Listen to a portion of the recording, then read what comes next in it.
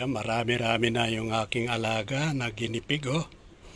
Yung mga anak, nagtago na yung iba.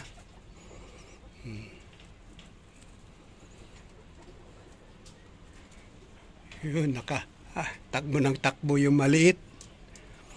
Ayun, nagtago na doon. Gustong-gusto nila yung saging, mga kaibigan, oh. Kumakain sila ng saging.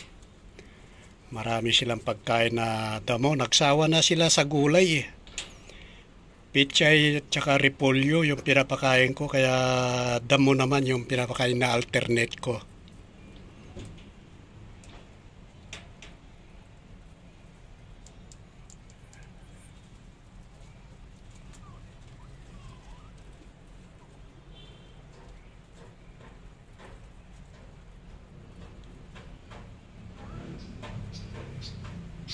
Ayan, oh.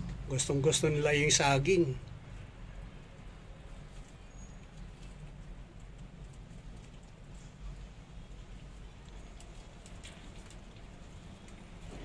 Andun sa sulok yung iba. 12 lahat yan. Ayun na, oh, nagsilabasan na. Andun sa ginawa kong karton na bahay nila, yung mga anak nandun. Pagka nakakuha na sila ng kanilang pagkain, nagtatago na sila ron sa sulok.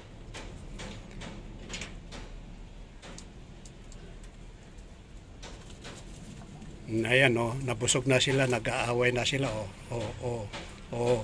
Oh. Wala. Akin na yan, akin na yan, akin na yan.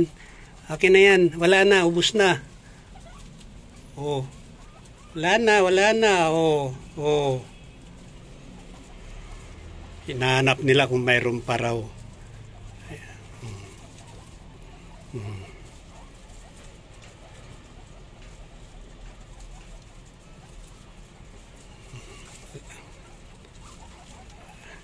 Na, gustong-gusto nila yung saging, eh. Nahanap pa nila kung mayroon pa.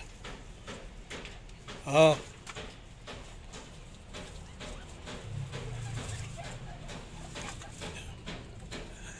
Ayan, maamo sila. Ayan, oh. Wala na, wala na. Ayan, kumakapit sila sa... Naamoy nila yung kamay ko, aroy ko.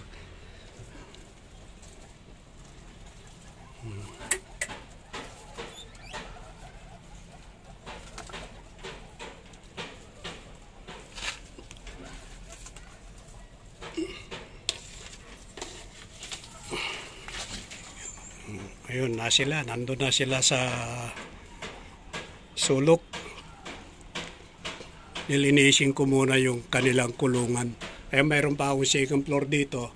Kapag mayroong buntis, diyan ko sila nilalagay hanggang sa mga anak sila.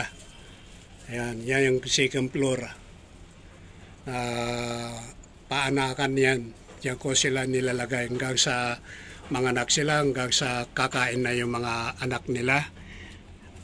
Tapos ibababa ko sila kapag ganito ng kalalaki. Yan, mga anak yan, oh.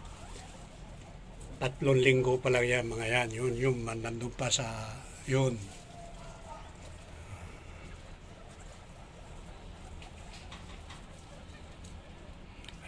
Ayan, yung mga maliliit.